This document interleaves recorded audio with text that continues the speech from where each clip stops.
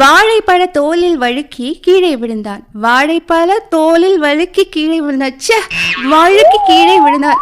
வாழைப்பழ தோலில் என்ன மந்திரியாரே, காலையிலே வாழைப்பழ தோலுடன் என்ன செய்து கொண்டிருக்கிறீர்? காலை வணக்கம் மன்னர் வேந்தே. வருக மன்னா. காலை வணக்கம் மந்திரியாரே.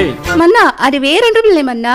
நாப்பிரள் வாக்கியத்தை பயிற்சி செய்து கொண்டிருந்தேன். உமக்கு எதற்கு இந்த நாப்பிரள் வாக்கிய பயிற்சி? இன்று எனது பக்கத்து வீட்டு சிறுவன் ஒருவன் என்னிடம் இந்த வாக்கியத்தை முயற்சி செய்து தொடர்ந்து 10 முறை வேகமாக தவறில்லாமல் சொல்லி காட்ட முடியுமா என்று சவால் விட்டான். நானும் சரி என்று சொல்லிட்டேன். போட்டி இன்று மாலை. அதற்கு தான் பயிற்சி செய்து கொண்டிருக்கிறேன் மன்னா. இதெல்லாம் ஒரு வாக்கியம் என்று இதை பயிற்சி செய்து கொண்டிருக்கிறேன். சரியான மங்குனியாக இருக்கிறீரே. ஓஹோ, அப்படியா? அப்படி என்றால் அந்த வாக்கியத்தை தாங்கள் ஒரு 5 முறையாவது தவறில்லாமல் சொல்லி காட்டுங்கள். நான் ஒத்துக்கொள்கிறேன். அதற்கு என்ன, இப்போது சொல்லி காட்டுகிறேன். வாழைப்பழ தோளில் வழுக்கி கீழே விழுந்தான். வாழைப்பழ தோளில் வழுக்கி கீழே விழுந்தான். வாழைப்பழ தோளில் வழுக்கி கீழே விழுந்தான். மன்னா, தங்களுக்கும் தவறு வந்து விட்டது. ஆஹா, இப்போது என்ன செய்வது? சமாளிப்போம். மந்திரியாரே, இந்த வாக்கியத்தை கூறி வாழைப்பழத்தை ஞாபகப்படுத்தி விட்டீர்கள். முதலில் வாழைப்பழம் சாப்பிடுவோம். யாரங்கே அந்த வாழைப்பழத்தை எடுத்து வாருங்கள்.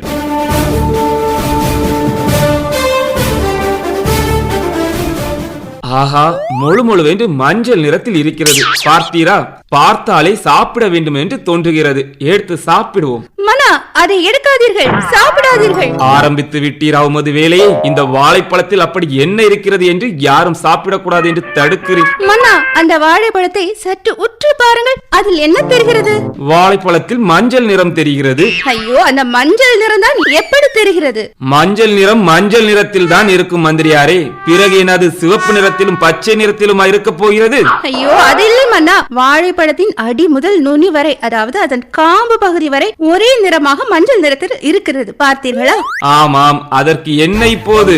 மன்னா, இப்படி வாழைப்பழம் முழுவதும், அதாவது காம்பு பகுதியும் சேர்த்து மஞ்சள் நிறத்தில் இருந்தால் அது செயற்கையாக பழுக்க வைக்கப்பட்ட வாழைப்பழங்கள். என்ன, செயற்கையாக பழுக்க வைக்கப்பட்டவையா?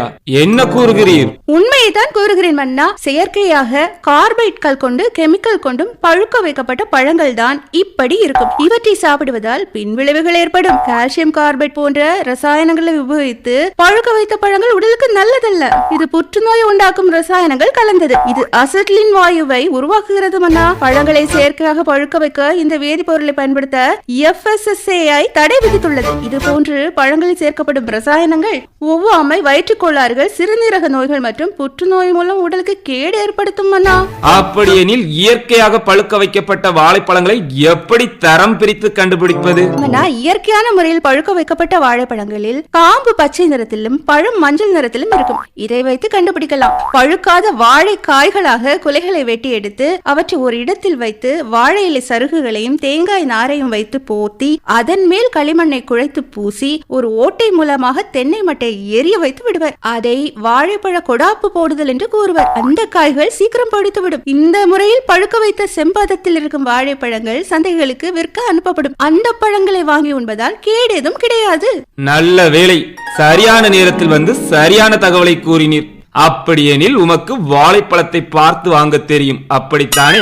அதனால் நீரே நேரடியாக சென்று நல்ல வாழைப்பழங்களை பார்த்து வாங்கி வாரும். எனக்கு வேலை வந்துவிட்டது. இந்த மன்னருக்கு போய் ஒரு நல்ல தகவலை சொல்ல வேண்டும் என்று நினைத்தேனே, என்னை சொல்ல வேண்டும். என்ன மனுமனுப்பு, நீர் இன்னுமா போகவில்லை?